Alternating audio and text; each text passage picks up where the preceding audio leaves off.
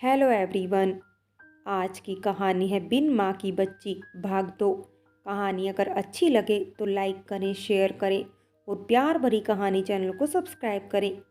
Friends, पिछले भाग में आपने पढ़ा कविता अपनी बुआ के पास रहती है।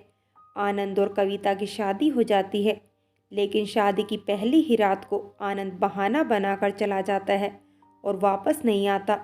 एक दिन कविता की सास ने आनंद के ऑफिस से उसे फ़ोन करके बुला लिया और उसकी माँ कविता को साथ ले जाने के लिए बोलती है और आनंद उसे अपने साथ ले जाता है। लेकिन वहाँ दोनों एक ही घर में दो अजनबियों की तरह रहते। एक दिन आनंद ने ज़्यादा ही शराब पी रखी थी और वो कुर्सी पर ही सो गया। लेकिन जब कविता ने देखा तो वह धीरे धीरे उसे बेडरूम में ले गई और अचानक से कविता को झटका लगता है और वह आनंद के ऊपर गिर जाती है और आनंद को नशे में कविता काव्या नजर आती है और आनंद उसे अपनी हवस का शिकार बना लेता है। लेकिन जब सुबह उठकर देखता है कि कविता उसके बेड पर सो रही है तो उसे धक्के मारकर कमरे से बाहर निकाल देता है और उसे अपने पास आने के लिए मना करता है। अब आगे वो वैसे ही सदमे में थी। ऊपर से आनंद का ये रूप देखकर वो और डर गई। कैसे बताऊं कि कल रात क्या हुआ था, वो मन में बोली। रो रो के बुरा हाल था उसका। ऊपर से आनंद ही अब और ज़्यादा गुस्सा करता उस पर। दिन भी बीतने लगे। फिर कुछ दिनों के बाद एक दिन दोपहर को कविता घर पर अकेली थी तो दरवाजे पर कोई था। उसने जैसे ही दरवाज़ा खोला तो वो हक्की बक्की रह गई। आनंद के माँ बाबूजी आए हुए थे। उसने उनके पैर छुए और अंदर ले गई। माँ बापूजी, आप दोनों यहाँ सब ठीक तो है ना? बताया भी नहीं कि आने वाले हैं, कविता ने डरते हुए कहा। माँ बोली, बेटा आनंद तो आजकल फ़ोन ही नहीं उठाता, हमें तुम लोगों की याद आ रही थी बेटा, तो चले आए। कविता डरी हुई थी कहीं माँ बाबूजी को कुछ पता न चल जाए। शाम को जब आनंद आया तो कविता ने उसको देखकर राहत की सांस ली, क्योंकि इत्तेफाक से आनंद आज पिया हुआ नहीं था और टाइम पर भी आ गया था। अरे वाह माँ बाबूजी प्रणाम, आप लोग ठीक तो है ना? यहाँ कैसे? मुझे बता देते, कुछ काम था तो। बापूजी, अब बेटा तुम आजकल हमारा फ़ोन भी नहीं उठाते तो हमको तुम्हारी चिंता हो रही थी तो बस आ गए। हाँ क्या है ना बापूजी, आजकल काम थोड़ा ज़्यादा हो गया है, बस इसीलिए, आनंद ने कहा।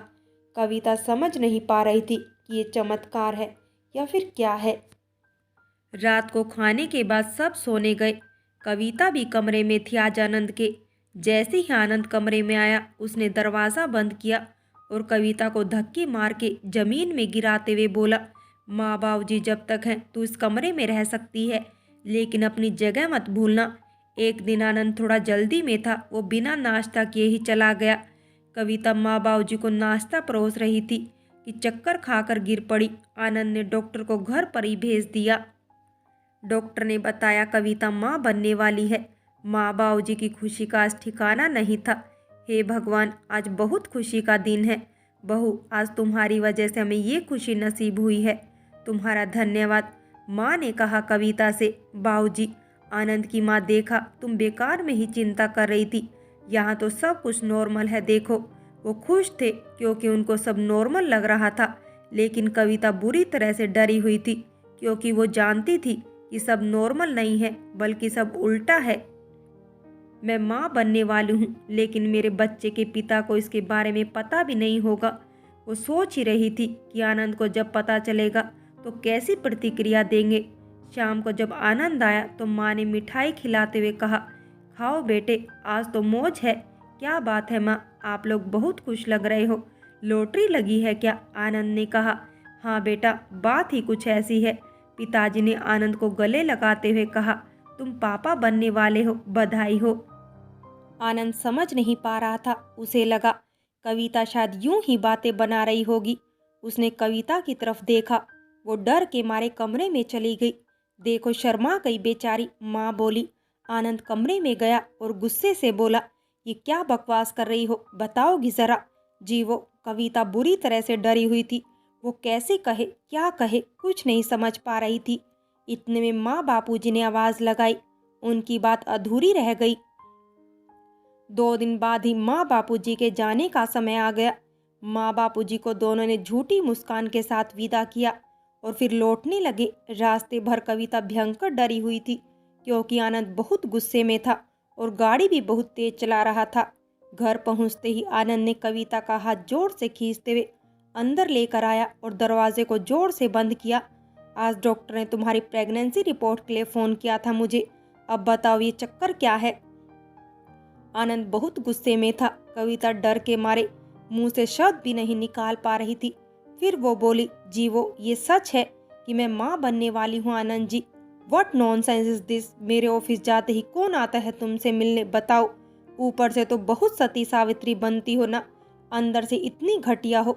सच सच बताओ किसका बच्चा है ये। आनंद ने चिल्लाते हुए कहा, जी आप ऐसे मत बोलिए आनंद जी, ये आपका ही बच्चा है। कविता बोली, मैं क्या तुम्हें शक्ल से पागल लगता हूँ या बेवकूफ़ दिखता हूँ।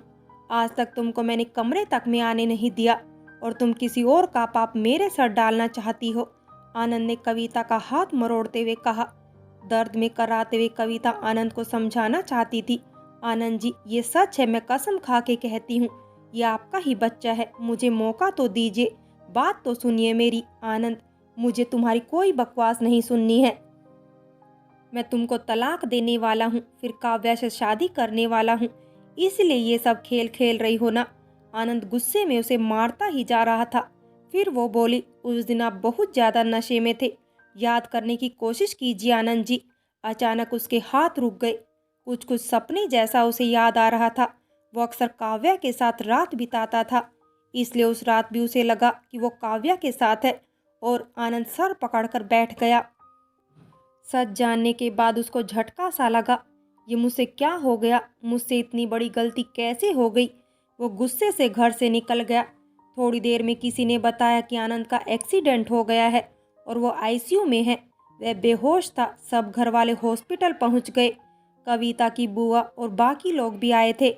डॉक्टर ने बताया कि आनंद का पैर ज़्यादा जख्मी हो गया है, 2-3 महीने वो चल फिर भी नहीं पाएगा। डॉक्टर ने आनंद के घर वालों को बताया, अभी होश में नहीं आया है लेकिन खतरे से बाहर है, आप लोग उनको घर ले जा सकते हैं। जब आनंद को होश आया तो उसने खुद को घर पे पाया और कविता पास में थी। आनंद, कल क्या हुआ था। कविता, कल नहीं, 2 दिन बाद आज आपको होश आया है। वो सदमे में था। उसने काव्या को कॉल किया, हेलो बेबी कहाँ हो, मुझे देखने क्यों नहीं आई तुम। आज के बाद मुझे कभी फोन मत करना, समझ आया। काव्या ने जवाब दिया और फोन कट कर दिया। आनंद ने जैसे ही उठने की कोशिश की, उसके पैरों के दर्द ने बता दिया कि काव्या ने ऐसा क्यों कहा। कविता व्हील चेयर लेकर आई और आनंद को सहारा देकर उस पर बैठा दिया। फिर उसकी रोज निस्वार्थ भाव से सेवा करती रही। धीरे धीरे आनंद ठीक होने लगा, शारीरिक मानसिक दोनों रूप से। कविता के लिए उसका जो नजरिया था वो वक्त के साथ साथ बदलता गया। उसे हर पल एहसास होता गया कि उसने कविता जैसी अपनी पत्नी के साथ वाकई कितना गलत किया है। उसने प्रेगनेंसी में भी अपने साथ साथ अपने पति का भी ध्यान रखा। 3 महीने में आनंद पूरी तरह से स्वस्थ हो गया। अब वो पहले की तरह चल फिर पाता था। अब वो कविता का भी ध्यान रखने लगा था। सुबह नाश्ते के साथ लंच भी बना कर जाता और एक काम वाली भी लगा दी ताकि उसको आराम मिल सके। लेकिन कविता की उम्मीदें तो टूट चुकी थी। वो सोचती थी, आनंद ये सब अपने बच्चे के लिए कर रहा है। कुछ महीनों बाद आज कविता की डिलीवरी है। सभी घर वाले लेबर रूम के बाहर इंतजार कर रहे हैं। नर्स बच्चे को लेकर आती है। मुबारक हो, चांद सा बेटा हुआ है। आनंद ने सबसे पहले उसे अपनी गोदी में लिया। उसके आंसू छलक पड़े। उसने भगवान को शुक्रिया किया और कहा, शुक्रिया इस आनंद को अच्छा इंसान बनाने का मौका देने के लिए। आनंद ने नर्स से पूछा, सिस्टर मेरी वाइफ कैसी है। नर्स, जी वो ठीक है, थोड़ी देर में हम उनको वार्ड में शिफ्ट करेंगे, फिर आप लोग उनसे मिल सकते हैं। सब कविता के पास गए। सब ने उसको और बच्चे को आशीर्वाद दिया। Anand, thank you Kavita. Kavita, thank you क्यों। आनंद, मेरी जिंदगी संवारने के लिए और मुझे छोटा सा आनंद देने के लिए। ये तुम्हारा एहसान है मेरी जिंदगी के लिए। कविता कुछ नहीं बोले। उसके दिमाग में कुछ और ही चल रहा था। घर आने के कुछ दिन बाद कविता ने एक डायरी आनंद को देते हुए कहा, आनंद जी इसमें बेबी की सभी चीज़ों के बारे में मैंने डॉक्टर से लिखा लिया था, आपको ज़रूरत पड़ेगी। क्यों, इसकी मुझे क्या ज़रूरत, तुम हो ना मेरे साथ तो और क्या। आनंद बोला, मैं इस घर में सिर्फ और सिर्फ इस बच्चे के लिए रुकी थी, अब और नहीं रुक सकती। मैं समझ गई हूँ आनंद जी, मैं आपके लायक नहीं हूँ। आप और काव्या जी शादी कर लेना। मैंने तलाक पेपर पर साइन कर दिए हैं।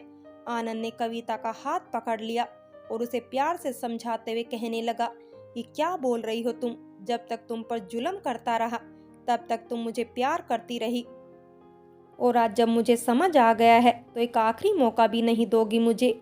काव्या को सिर्फ और सिर्फ मेरे पैसे और मेरे जिस्म से प्यार था, मुझसे नहीं। मैं मर जाऊंगा कविता तुम्हारे बिना। प्लीज मुझे और हमारे बच्चे को छोड़कर मत जाओ। आनंद ने कविता को जबरदस्ती गले लगाते हुए कहा। कविता कैसे नहीं पिघलती, ये तो होना ही था। वह अपने पति और बच्चे से बहुत प्यार करती थी। फिर वह अपने पति और बच्चे के साथ खुशी खुशी रहने लगी। फ्रेंड्स, बिन माँ की बच्ची कहानी यहीं समाप्त होती है। और अगर कहानी अच्छी लगी हो तो लाइक करें, शेयर करें और प्यार भरी कहानी चैनल को सब्सक्राइब करें।